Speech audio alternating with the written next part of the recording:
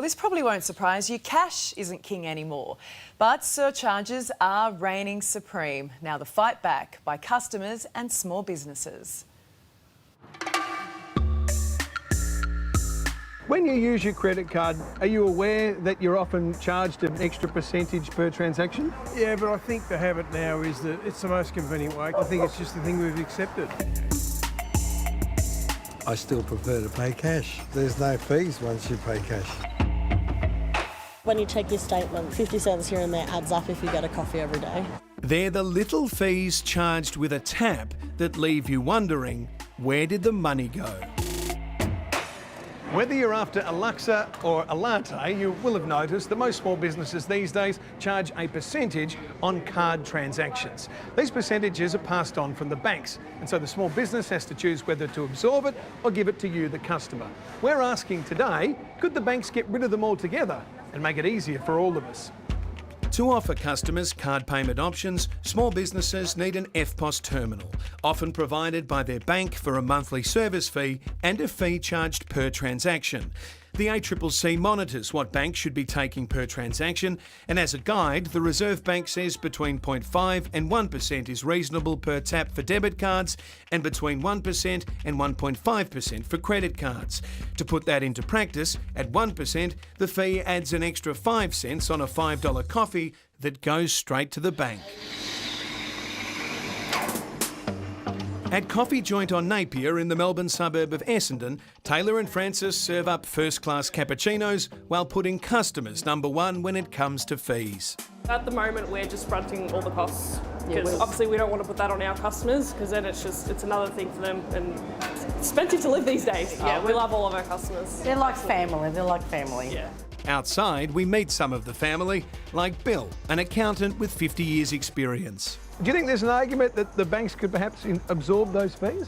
Oh, I would think so. Look, I follow the stock market and just with the money that these banks report, for the banks to give that back, I don't think is a big ask. And Taylor agrees. Be a great help. Great help. There's no doubt even the smallest fees add up. If you're buying a $5 coffee with a tap and go card, 5 days a week, 48 working weeks a year with a 1% fee, you're losing $12 a year to the banks alone. It might not be worth frothing about on an individual basis, but the cafe industry estimates 1.3 million coffees are sold in Australia each day, and that, at $5 with a 1% fee, is an extra $23.6 million for the banks in a year, and that's just on coffee fees.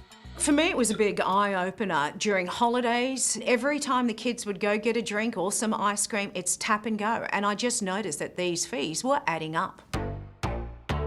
Finance expert Effie Zahos from CanStar says we need to remember that higher prices as a result of inflation is going to result in higher fees, and that you can avoid paying extra by not using tap and go.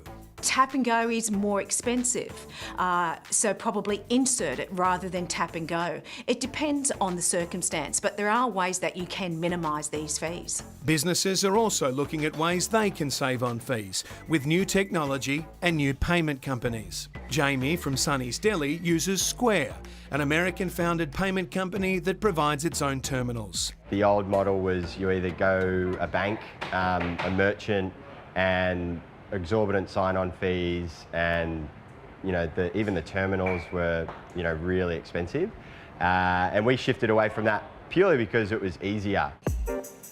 Mitch Kargas owns the Two Fat Greeks restaurant in Melbourne, and this souvlaki king has a beef with the loss of the cash economy. As he says, it's the staff that get skewered. Gone are the days when someone will pay cash and leave a good tip with cash, and now it's hard to get a tip via card for the staff, which is not good for them either, but can't do much about it, unfortunately. What would you think of the idea of banks waiving those fees? Oh, that'd be amazing if they were to, yeah, but I don't see it happening anytime soon. Australia's Big Four banks made a collective profit of $28.5 billion last year, mostly on loans, but you have to ask, could they afford to let these fees slide for small business and consumers? Meanwhile, the Reserve Bank says a new payment system is on the way that uses QR codes, and that could reduce transaction fees altogether. But for now, it goes something like this. Skinny latte with 1 sugar, please. Perfect. Pay by card, okay? Card's absolutely fine, just $4.90 dough. Okay. So, a bit to you guys, And a bit to the big guys. the banks. But it'll be nice if we get rid of that. Oh, it'd be perfect. It'd honestly be perfect. Thank you, Francis. You're welcome. Oh.